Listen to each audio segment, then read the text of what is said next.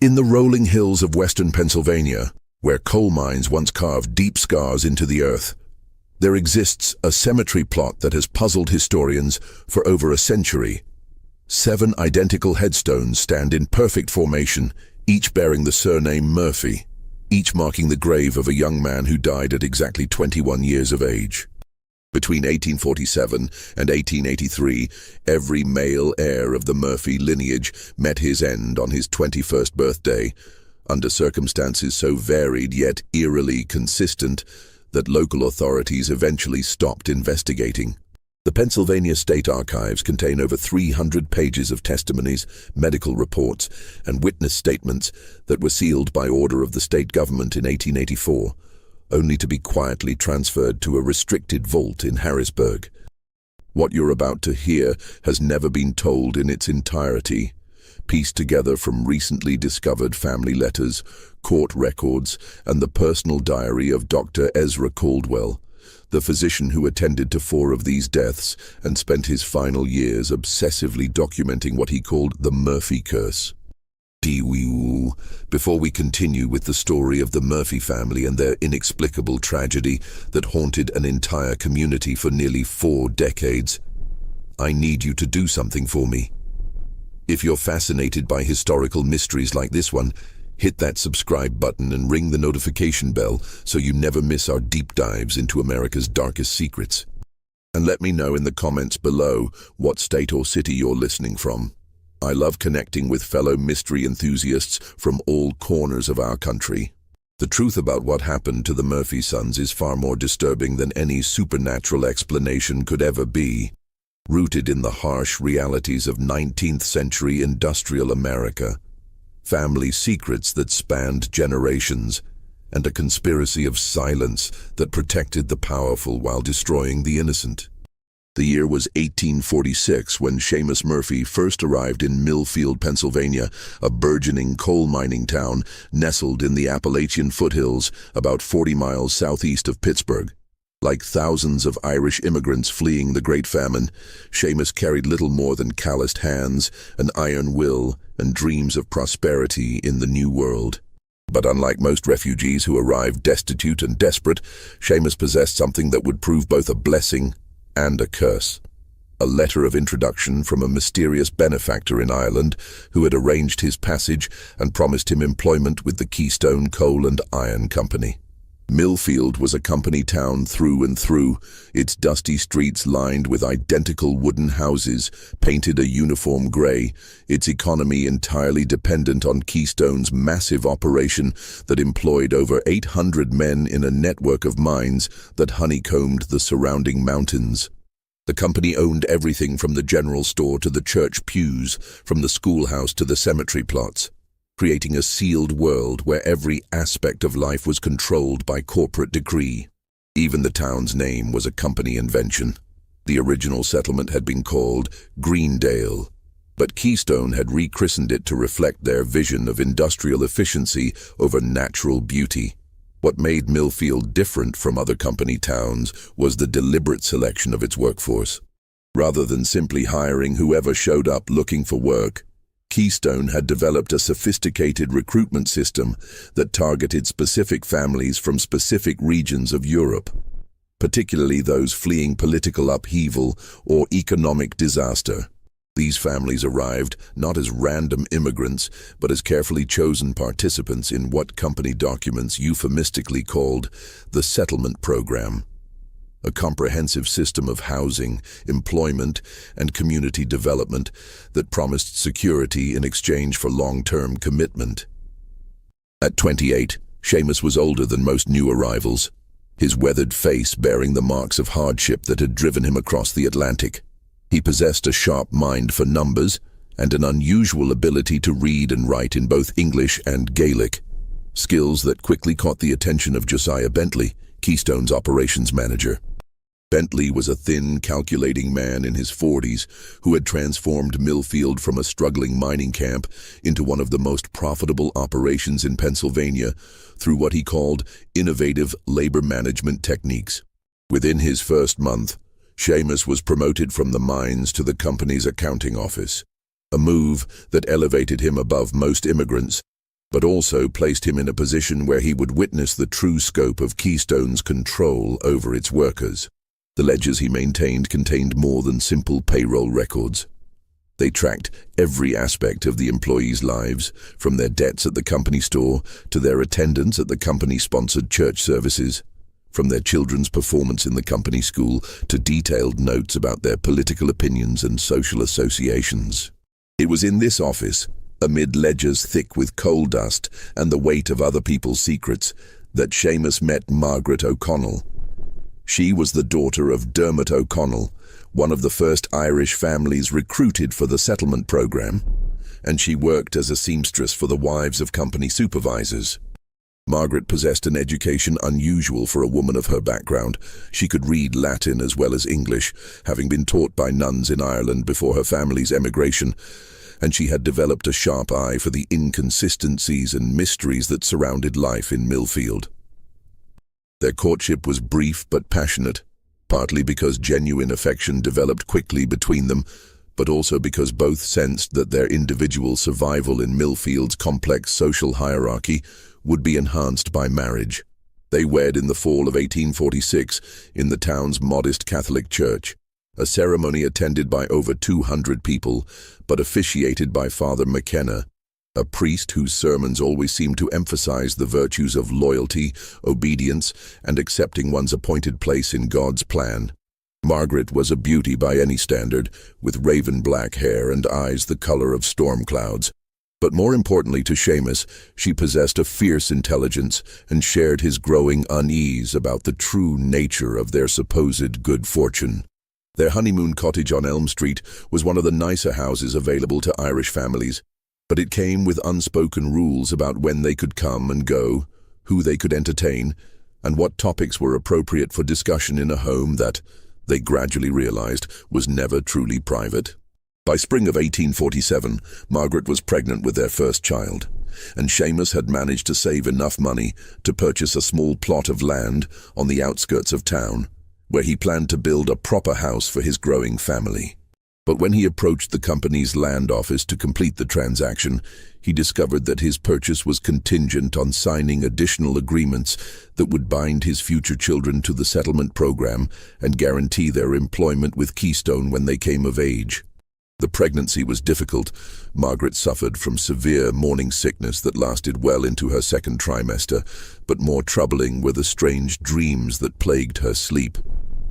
She reported visions of standing in a vast cemetery filled with identical headstones, each bearing the name of a young man she had never met but somehow recognized. Dr. Caldwell, the town's only physician and a man whose medical training had been supplemented by years of observing the peculiar patterns of illness and death in Millfield, prescribed bed rest and laudanum for her discomfort, but privately confided to his journal that he had seen similar symptoms in other pregnant women whose husbands held positions of responsibility within the company. The town itself was a powder keg of tensions that went far beyond the typical conflicts between different ethnic groups. The Irish Catholics, like the Murphys, faced discrimination from the Protestant German and English families who had arrived earlier. But all the workers lived under the constant threat of cave-ins, explosions, and the company's iron-fisted control over every aspect of their lives. Wages were paid in company scrip that could only be spent at company stores, keeping families perpetually in debt. But more insidious was the system of social advancement that rewarded cooperation and punished independence. Union organizers who tried to enter the town were met with violence, and more than one agitator had simply vanished into the surrounding forests, never to be seen again. But there were also stories, whispered in the Irish sections of town, about families who had tried to leave Millfield and found their departures blocked by mysterious legal complications or sudden financial emergencies that made it impossible for them to honor their debts to the company. It was against this backdrop of industrial exploitation and hidden coercion that the Murphy family would experience their first tragedy, one that would reveal the true cost of the prosperity that Keystone had promised its carefully selected workforce. The baby Margaret carried would be born healthy and strong, a son they would name Patrick after Seamus's father. But from the moment of his birth, Patrick Murphy was marked by a fate that had been determined long before his parents ever set foot in Pennsylvania, a destiny that would claim not only his life, but the lives of every male heir that would follow in the decades to come. Patrick Murphy's 21st birthday dawned cold and gray on March 15, 1868. Snow still clung to the mountains surrounding Millfield, and the morning air carried the acrid smell of coal smoke mixed with the metallic tang that always preceded a storm. Seamus had planned a small celebration at McBride's Tavern, one of the few establishments in town that welcomed Irish Catholics, but Patrick seemed unusually subdued as he dressed for work that morning. Margaret noticed her eldest son's pale complexion as he sat at their kitchen table, barely touching the hearty breakfast she had prepared. "You're looking peaked, my boy," she said, pressing her palm against his forehead. "Perhaps you should stay home today." But Patrick, who had inherited his father's stubborn streak along with his dark Irish features, insisted he felt fine. He had recently been promoted to shift supervisor in the mine's deepest tunnel, a position that came with both increased responsibility and scrutiny from the company bosses. Missing work on his birthday would raise questions he couldn't afford to answer. The morning shift began at 6 o'clock sharp, with the miners gathering in the lamp house to collect their safety equipment before descending into the earth. Patrick's crew consisted of 12 men, most of them Irish like himself, though a few German immigrants had been grudgingly accepted into their ranks. The tunnel they worked was known as Shaft 7, nearly 400 feet below ground, where the coal seam was particularly rich, but also notoriously unstable. At exactly 2:17 in the afternoon, according to the company's official incident report, a methane gas explosion tore through Shaft 7 with devastating force. The blast was heard throughout the town, rattling windows and sending women running into the streets, their faces white with terror. Mine explosions were common enough in those days, but this one was different, more precise, more contained than the random accidents that periodically claimed miners' lives.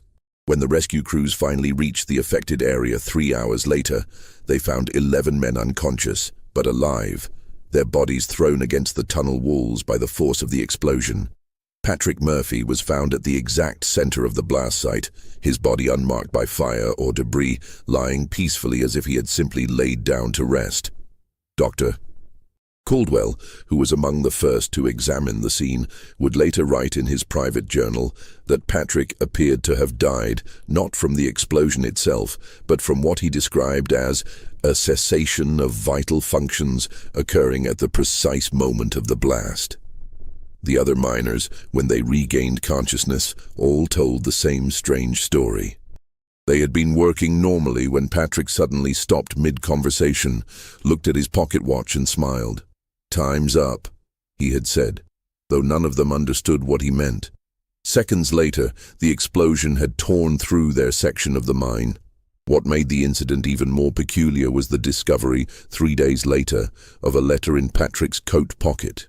Written in his own hand but dated 2 weeks earlier, it contained detailed instructions for his burial and a list of personal effects to be distributed among his siblings. At the bottom, in his characteristic careful script, were the words, "The first payment is made. The debt continues with my brothers." The company investigation concluded that Patrick had somehow triggered the explosion through negligence, though they could never explain how a single man could cause such devastation or why he alone had died while his colleagues survived. Keystone Coal and Iron paid a modest settlement to the Murphy family and ordered the incident report sealed, citing sensitivity to ongoing mining operations. But Dr. Caldwell kept his own records, and his growing suspicions about the true nature of Patrick's death would prove prophetic when exactly 5 years later, the second Murphy son would meet his own appointment with fate. The death of Patrick Murphy cast a long shadow over the family, but grief has a way of dulling even the sharpest edges of mystery, and life in Millfield continued with its familiar rhythms of work and survival.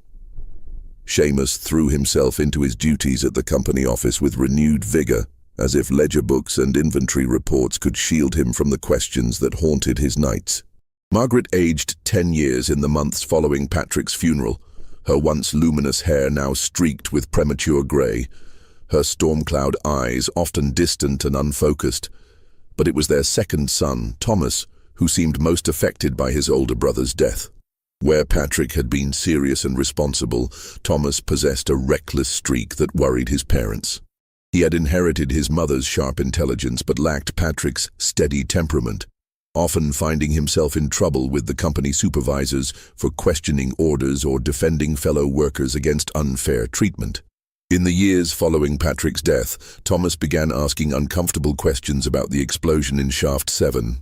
He spent hours in the town's small library, poring over mining safety reports and newspaper accounts of similar incidents.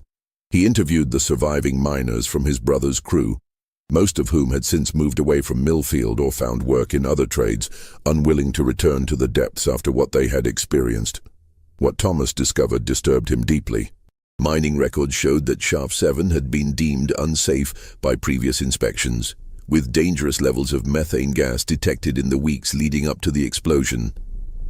More troubling was his discovery that Patrick had been asked to work a double shift on the day of his death, despite company policy prohibiting such overtime in hazardous areas. Most damning of all was a letter he found among his father's papers, written by Josiah Bentley himself, ordering Patrick to conduct a special inspection of the tunnel's gas pockets on his birthday. When Thomas confronted his father about the letter, Seamus's reaction was swift and violent.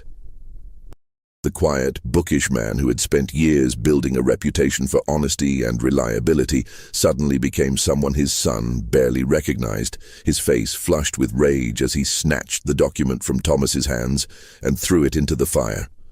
"Some secrets are better left buried, boy," Seamus said, his voice barely above a whisper but carrying a menace that made Thomas step back. "Your brother is dead, and no amount of digging will bring him back. Drop this foolishness before you join him." But Thomas, now approaching his own 20th birthday, refused to let the matter rest.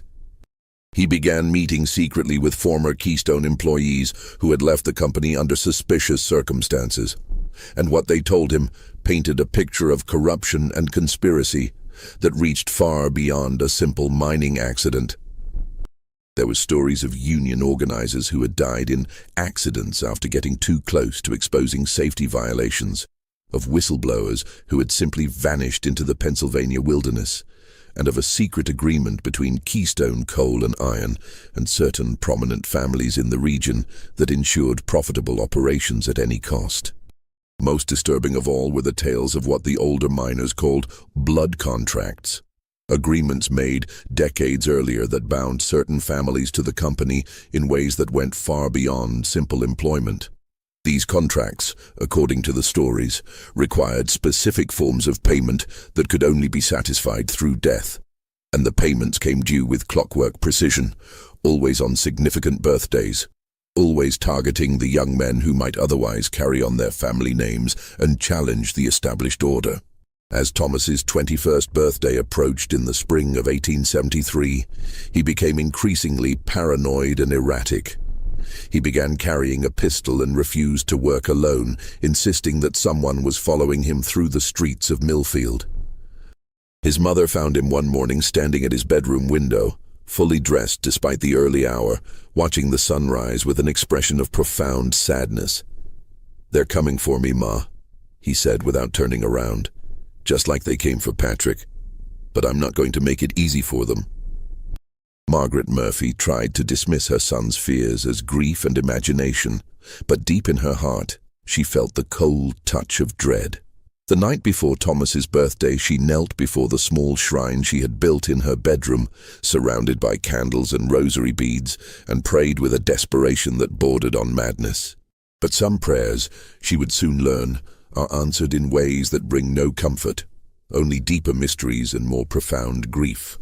The dawn of Thomas Murphy's 21st birthday brought with it a fog so thick that the mountains surrounding Millfield completely disappeared, leaving the town feeling isolated and vulnerable, cut off from the outside world, like a ship adrift in an ocean of grey mist. Thomas Murphy had made careful preparations for his 21st birthday, but no amount of planning could have prepared him for the chain of events that would unfold on that fog-shrouded morning of March 22nd, 1873.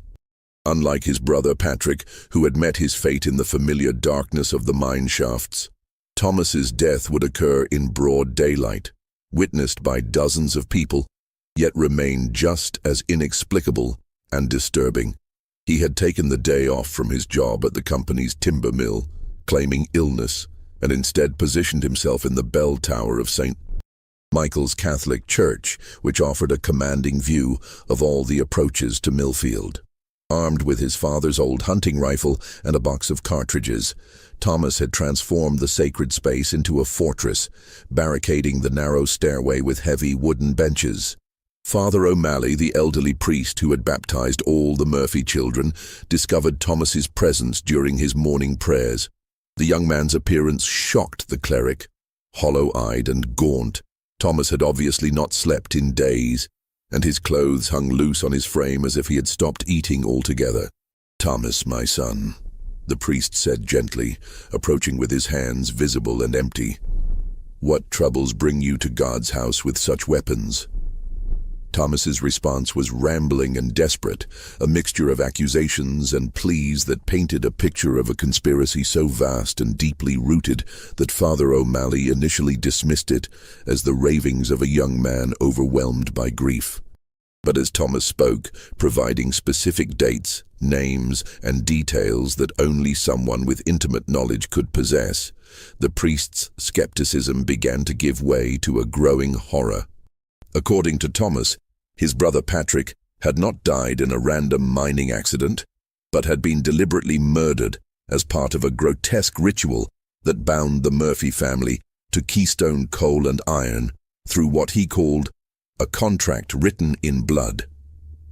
The explosion in Shaft 7 had been carefully orchestrated, timed to occur at the exact moment of Patrick's 21st birthday, fulfilling an obligation that had been established decades earlier through circumstances that Thomas claimed to understand, but refused to fully explain. "They're coming for me today, Father," Thomas said, his voice breaking with emotion. "And when I'm gone, they'll come for Michael, and then for James and for little Brendan. Every son, every 21st birthday until the debt is paid in full or until there are no more Murphy men left to sacrifice."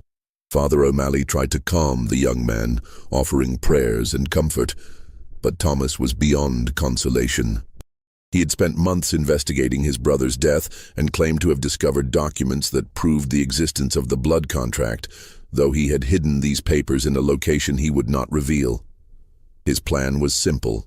From his vantage point in the bell tower, he would identify whoever came to kill him and shoot them before they could complete their mission, breaking the cycle of death that had claimed Patrick and now threatened the entire family. At exactly noon, as the church bells began their daily toll, Thomas suddenly stiffened and pointed toward the main street of the town.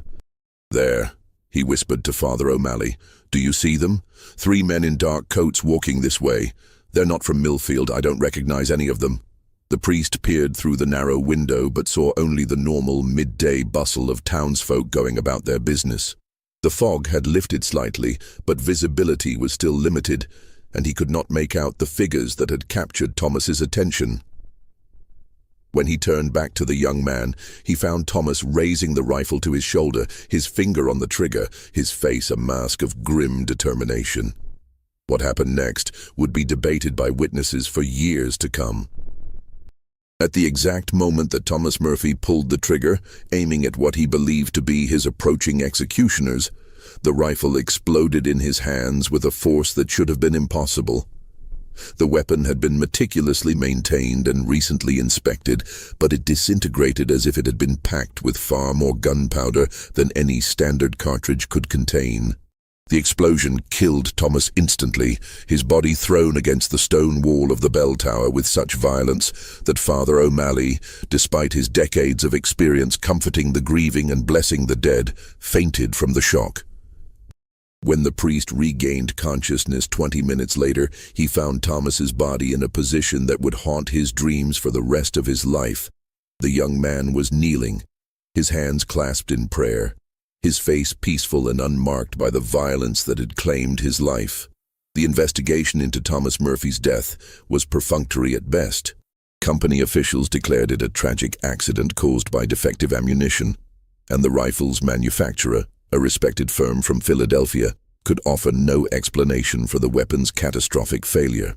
The three mysterious strangers that Thomas had spotted were never identified, if indeed they had ever existed at all. But Father O'Malley kept his own counsel about what he had witnessed, writing detailed accounts in a private journal that would not be discovered until after his death 30 years later. And in that journal, he recorded one detail that the official investigation had overlooked. At the moment of Thomas's death, every clock in Millfield had stopped at precisely the same time, freezing the town in a moment of silence that lasted exactly 21 seconds before time resumed its normal flow. The death of Thomas Murphy sent shockwaves through the tight-knit Irish community of Millfield, but it was the reaction of Seamus Murphy that truly alarmed those who knew the family well. Rather than succumb to grief as he had after Patrick's death, Seamus became a man possessed by a fury that bordered on madness. He stormed into the offices of Keystone Coal and Iron the morning after his son's funeral, demanding to see Josiah Bentley and carrying with him a leather satchel that he clutched with white-knuckled intensity. What transpired during that meeting remains one of the central mysteries of the Murphy case, as both men took extraordinary measures to ensure their conversation remained private. But Clara Hoffman, Bentley's secretary, later told her sister that she heard raised voices through the heavy oak door of the manager's office, followed by what sounded like objects being thrown and furniture being overturned. When Seamus finally emerged 2 hours later, his face was deathly pale, and the leather satchel was no longer in his possession. Bentley, for his part, seemed equally shaken by whatever had occurred. Mrs. Hoffman reported that her employer cancelled all his appointments for the remainder of the week and spent long hours staring out his office window at the mountains that surrounded the town. On Friday evening, he summoned her to take dictation for what he described as a matter of urgent personal business. But when she arrived with her stenography equipment, she found him sitting motionless at his desk, apparently having changed his mind about whatever he had planned to reveal. The changes in Seamus Murphy were even more dramatic. The man who had once been known for his meticulous attention to detail and unwavering honesty began making errors in the company books, errors so obvious and frequent that even the most charitable observers questioned whether they were intentional. He started drinking heavily, arriving at work with whiskey on his breath and becoming increasingly belligerent toward his colleagues. Most disturbing of all, he began talking openly about what he called the price of prosperity, and warning other immigrant families to be wary of opportunities that seemed too good to be true. Margaret Murphy watched her husband's descent into bitterness and alcohol with growing desperation, but her own behavior was becoming increasingly erratic as well. She had begun visiting the town's small cemetery every evening, not just to tend to the graves of her 2 dead sons, but to examine the headstones of other young men who had died under suspicious circumstances over the years. Her research revealed a pattern that chilled her to the bone. At least a dozen families in Millfield had lost male heirs at the age of 21, all in accidents that seemed random but shared certain disturbing similarities. There was Johann Steiner, a German immigrant's son who had fallen from a construction scaffold in 1859, despite being known as one of the most sure-footed workers in town. Pietro Rossini had died in 1864 when a supposedly stable minecart had crushed him against a tunnel wall, even though he had inspected the equipment himself just hours before.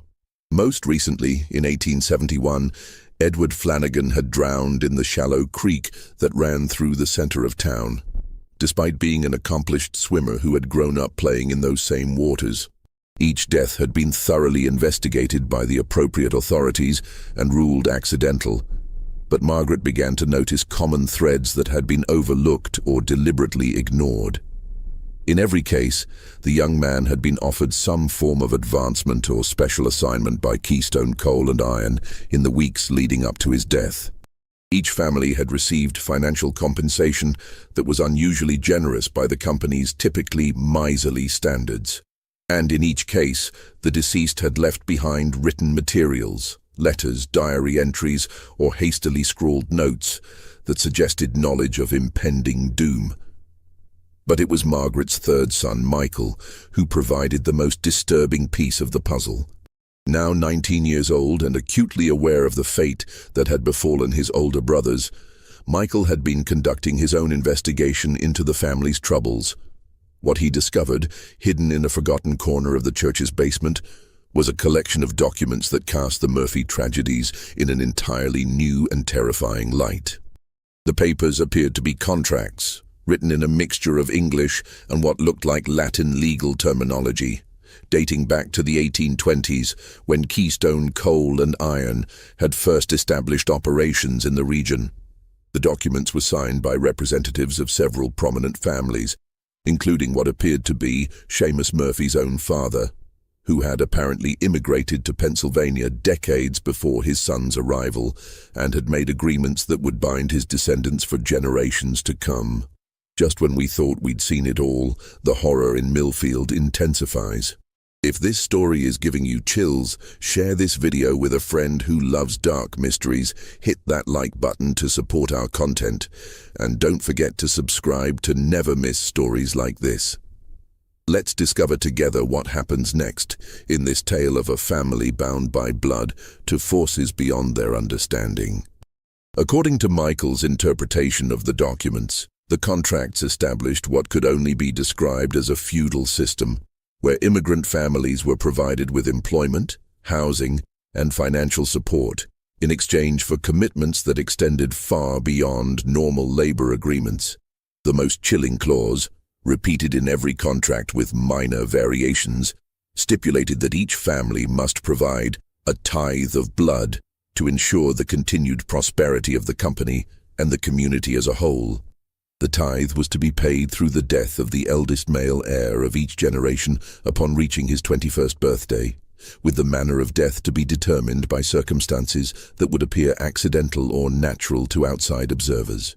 In exchange for this ultimate sacrifice, the remaining family members would be guaranteed employment, protection, and financial security for as long as they remained in Millfield and honored the terms of their ancestors' agreements.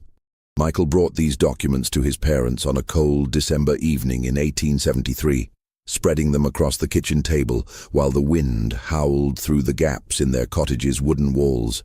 Seamus's reaction was immediate and violent. He swept the papers to the floor and began tearing them to pieces, cursing in both English and Gaelic with a vehemence that shocked his wife and son. "Burn them!" he shouted, his face red with rage and terror. "Burn them all and never speak of this again. Do you want to join your brothers in the ground? Do you want to destroy what little protection we have left?" But Margaret had seen enough.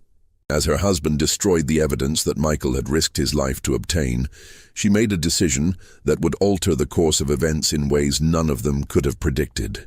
If the Murphy family was truly bound by a contract signed in blood, then perhaps the time had come to renegotiate the terms of their servitude, or die trying to break free from chains that had been forged long before any of them were born. The winter of 1873 was unusually harsh, with temperatures dropping far below normal and snow falling in quantities that the old-timers claimed they had never seen before.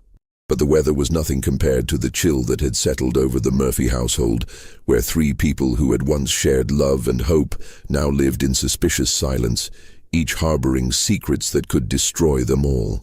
On the morning of February 14, 1874, exactly 2 months before Michael Murphy's 21st birthday, Margaret made a decision that would expose the truth behind decades of carefully orchestrated death and deception. She had spent sleepless nights formulating a plan that was as desperate as it was dangerous.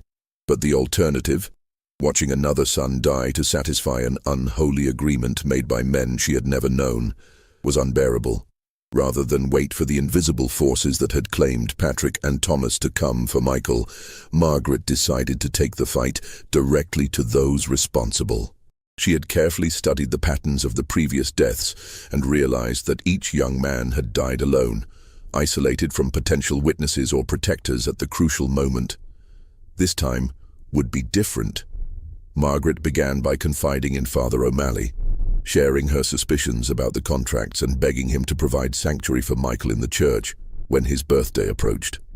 The priest, still haunted by Thomas's death in the bell tower, initially resisted her pleas, but when Margaret showed him copies of some of the documents that Michael had found, copies she had made in secret before Seamus destroyed the originals, his attitude changed dramatically. Father O'Malley's own investigation into the church's historical records revealed disturbing connections between the Catholic parish and Keystone Coal and Iron that dated back to the company's founding. The church's construction had been funded entirely by Keystone, and several priests over the years had served not just as spiritual advisors, but as witnesses to contracts and agreements that blurred the line between religious blessing and legal obligation. Most damning was the discovery of a ledger hidden behind a false wall in the church's sacristy, containing detailed records of what were euphemistically called spiritual transactions. The ledger listed the names of families, the dates of their agreements, and the specific terms of their obligations, including the required offerings that each family was expected to make. The Murphy entry, written in Seamus's father's distinctive handwriting, made explicit reference to 7 sons as payment for passage and prosperity. With this evidence in hand, Margaret and Father O'Malley devised a strategy to expose the conspiracy and hopefully save not just Michael, but the other families who were still bound by similar agreements. They would need to convince the other victims' relatives to come forward, gather irrefutable proof of the systematic murders, and present their case to authorities outside of Millfield who were not under Keystone's influence. But their plans were complicated by Michael himself, who had inherited his family's stubborn streak, along with a reckless courage that sometimes bordered on stupidity. When he learned what his mother and the priest were plotting, he refused to hide in the church or flee the town as they suggested. Instead, he proposed a counterplan that was as audacious as it was risky. He would publicly confront Josiah Bentley and the other company officials, demanding that they explain the deaths of his brothers and formally release the Murphy family from whatever obligations bound them. The confrontation took place on a bitter cold morning in early March, just 2 weeks before Michael's birthday. Margaret had tried to dissuade her son from his course of action, but Michael was determined to force the truth into the open, regardless of the consequences. He arrived at the Keystone offices, carrying a copy of his grandfather's original contract and demanding an immediate meeting with Bentley and the company's board of directors. What followed was a scene that witnesses would describe as both terrifying and surreal. Bentley, faced with evidence he thought had been destroyed, underwent a complete transformation from his usual composed demeanor to something approaching panic. He began speaking rapidly in what sounded like a mixture of English and some other language that none of the observers could identify, his eyes darting constantly toward the windows as if expecting some external threat to materialize. The other company officials present seemed equally disturbed by Michael's revelations, but their reaction was more calculating than fearful. Led by Ezra Caldwell, not the doctor, but his cousin who served as Keystone's chief legal counsel, they huddled in whispered consultation before presenting Michael with what they described as a final settlement offer. The terms were simple and non-negotiable. In exchange for Michael's silence about the contracts and the circumstances surrounding his brother's deaths, the Murphy family would be released from all future obligations and provided with enough money to relocate anywhere in the country they chose. They would have 24 hours to consider the offer, after which it would be permanently withdrawn. Michael's response was immediate and unequivocal. He rejected the offer and promised to take his evidence to the Pennsylvania state authorities, the federal government, and the newspapers if necessary.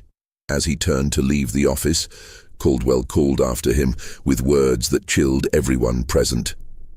"Some debts cannot be forgiven, young Murphy. Some contracts cannot be broken. Your brothers learned that lesson, and so will you." That evening, as Michael walked home through the darkening streets of Millfield, he was followed by 3 men in dark coats. The same mysterious figures that Thomas had spotted from the church bell tower a year earlier. But this time, Michael was not alone. Margaret had arranged for several townspeople, including Father O'Malley and Doctor. Ezra Caldwell, the physician, not the lawyer, to maintain watch over her son, creating a network of protection that would make it impossible for the company's agents to strike without witnesses. The next morning brought news that would change everything. Josiah Bentley had been found dead in his office, apparently having suffered a massive heart attack during the night. His body was discovered slumped over his desk, his face frozen in an expression of absolute terror. His right hand clutching a half-written letter that began with the words, "The contracts must end," before trailing off into illegible scrawls. With Bentley's death, the carefully maintained conspiracy began to unravel with shocking speed. Other Keystone officials, fearing that they might be next, began confessing to their roles in what they described as a system of indentured servitude that had operated for decades with the tacit approval of local and state authorities. The contracts, they revealed, were not supernatural in origin, but were brutal examples of industrial exploitation that used superstition and fear to maintain control over immigrant families. The deaths of the young men, while technically murders, had been carried out through methods so subtle and sophisticated that they appeared to be accidents or natural causes. Patrick had been killed by a deliberately triggered gas explosion that was precisely timed and controlled. Thomas's rifle had been sabotaged with specially prepared ammunition that was designed to explode. The other young men had died through equally calculated methods that left no obvious evidence of foul play. But the most shocking revelation came from Dr. Caldwell's private records, which detailed his unwilling participation in the conspiracy. As the town's only physician, he had been forced to falsify death certificates and provide misleading testimony about the victims' deaths, all while secretly documenting the truth in his personal journals. His records revealed not just the methods used to murder the young men, but the names of the actual killers. A small group of professional assassins who traveled between company towns throughout Pennsylvania, carrying out similar accidents. Wherever immigrant families became troublesome, or their sons reached the age where they might challenge the established order. Michael Murphy lived to see his 22nd birthday, becoming the first male heir in his family to break the cycle of death that had claimed his brothers and so many others before them. But survival came at a cost that would haunt the Murphy family for generations to come. The exposure of the conspiracy brought swift and brutal retaliation from forces that extended far beyond Keystone Coal and Iron. Within weeks of Bentley's death and the revelations that followed, the Murphy family began receiving death threats from unknown sources. Their cottage was vandalized repeatedly, Seamus was fired from his position with the company, and local merchants suddenly refused to sell them food or other necessities. More disturbing were the accidents that began plaguing other families who had come forward with their own stories of suspicious deaths and coercive contracts. Houses caught fire in the middle of the night, mine shafts collapsed unexpectedly, and several potential witnesses simply vanished without explanation. The message was clear. Speaking the truth about the industrial conspiracy was itself a death sentence. Father O'Malley's church was burned to the ground in April of 1874, with the priest barely escaping with his life. The official investigation blamed the fire on a faulty stove, but everyone in Millfield knew it was revenge for his role in exposing the contracts. The priest relocated to a parish in Philadelphia, taking with him copies of all the documents he had helped Margaret gather, but he would never again speak publicly about what he had witnessed in Millfield. Dr. Caldwell met a more dramatic end. Just days before he was scheduled to testify before a state commission investigating labor practices in Pennsylvania's mining towns, he was found dead in his office, apparently having taken his own life by ingesting a massive dose of laudanum. His suicide note claimed that he could no longer live with the guilt of his complicity in the murders, but those who knew him well doubted that he would have chosen such a cowardly exit from his troubles. The Murphy family themselves barely survived the wave of retribution that followed their defiance. In May of 1874, Seamus was found beaten unconscious on the road outside of town, his attackers unknown but their message clear. Margaret began suffering from mysterious illnesses that left her weak and often bedridden. symptoms that persisted despite treatment from doctors brought in from Pittsburgh. Even young Brendan, the youngest Murphy son who was still only 14, was targeted for harassment at school and on the streets, making it clear that the family's persecution would continue indefinitely if they remained in Millfield. Faced with the choice between continued resistance and survival, the Murphys made the painful decision to abandon everything they had built in Pennsylvania and start over somewhere far from the reach of Keystone Coal and Iron and its network of enforcers. In the summer of 1874, using money they had secretly saved over the years, plus a modest settlement negotiated through intermediaries, the Murphy family purchased train tickets to Oregon Territory, where Seamus had heard that Irish immigrants could find work in the lumber mills without the suffocating control of company towns. They left Millfield in the dead of night, carrying only what they could fit in 2 traveling bags, abandoning their cottage, their possessions, and the graves of Patrick and Thomas. The journey west was harrowing, not just because of the physical hardships of cross-country travel in 1874, but because of the constant fear that their enemies had followed them. At every stop, Seamus would scan the crowds for familiar faces or the telltale signs of professional killers, while Margaret clutched her remaining sons close and prayed that they had not simply delayed the inevitable. They settled in a small logging town called Cedar Falls, nestled in the Cascade Mountains about 60 miles east of Portland. The work was hard and dangerous, but it was honest labor without the web of contracts and obligations that had trapped them in Pennsylvania. For the first time in years, the Murphy family began to hope that they might have escaped their cursed fate. Michael married a local woman named Sarah Donnelly in 1876 and took work as a timber cruiser, evaluating forest stands for the sawmill companies. He lived quietly and carefully, never speaking about his past, and always watching for signs that the darkness from Pennsylvania had followed him west. He and Sarah had 3 children together, 2 daughters and a son they named Patrick, in honor of Michael's deceased brother. Brendan, the youngest Murphy son, grew to manhood in Oregon and seemed to have completely escaped the shadow that had fallen over his family. He became a schoolteacher and later a school principal, respected in his community and apparently free from the curse that had claimed his older brothers. When he reached his 21st birthday in 1880, the family held its breath, but the day passed without incident, and they began to believe that the nightmare was truly over. But the Murphy family's relief was premature.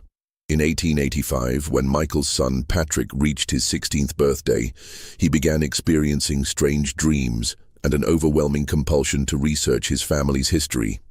Despite his father's desperate attempts to keep the past buried, young Patrick somehow learned about his grandfather's contracts and the deaths of his uncles, and he became obsessed with understanding the full truth about what had happened in Pennsylvania.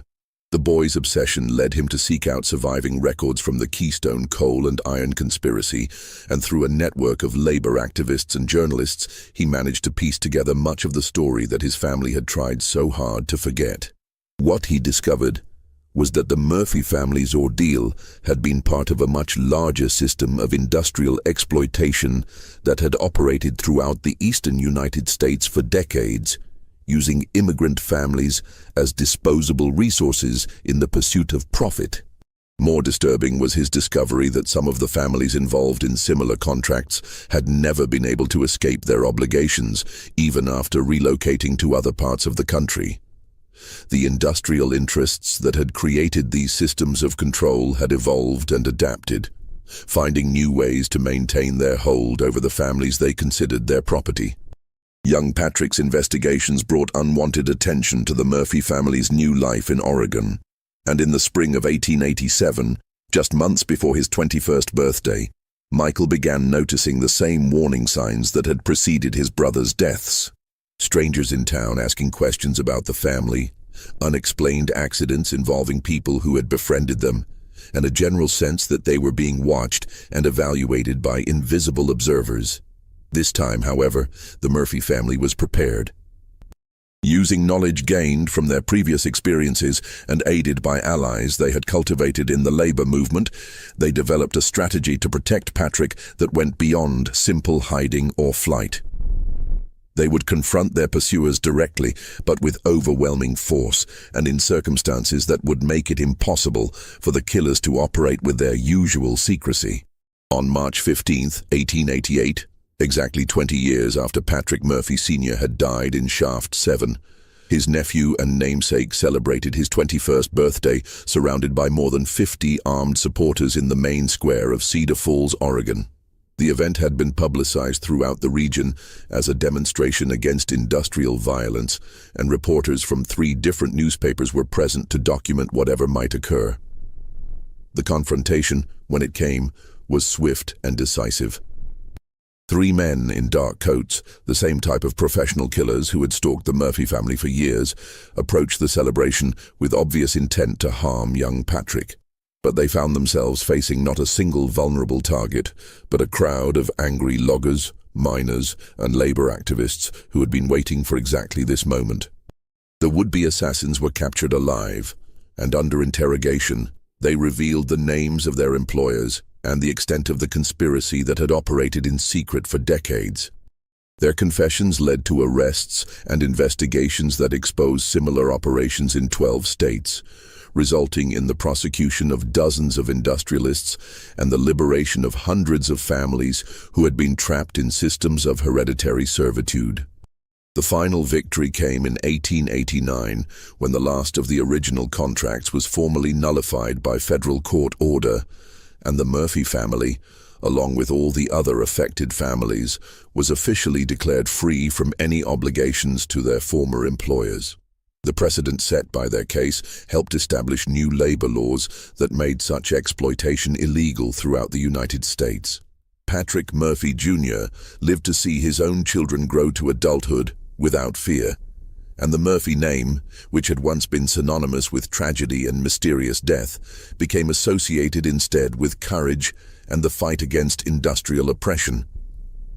The 7 graves in the Pennsylvania cemetery remain as monuments to the young men who died before their time, but they also serve as reminders that even the most entrenched systems of exploitation can be challenged and overcome by ordinary people who refuse to accept injustice as inevitable. Dr. Ezra Caldwell's journals, discovered after his death, were eventually published and became instrumental in exposing similar conspiracies throughout the industrial Northeast. His detailed documentation of the methods used to murder the young men led to reforms in mining safety, labor law, and the investigation of industrial accidents that saved countless lives in the decades that followed. The town of Millfield itself did not survive the scandal that emerged from the Murphy case.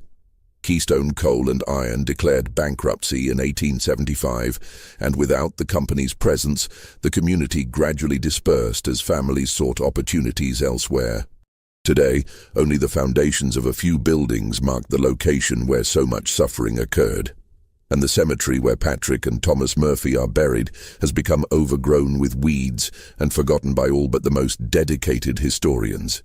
But their story lives on as a testament to the power of ordinary people to resist extraordinary evil, and as a reminder that the price of freedom is often measured in blood, sacrifice, and the courage to speak truth to power, regardless of the consequences.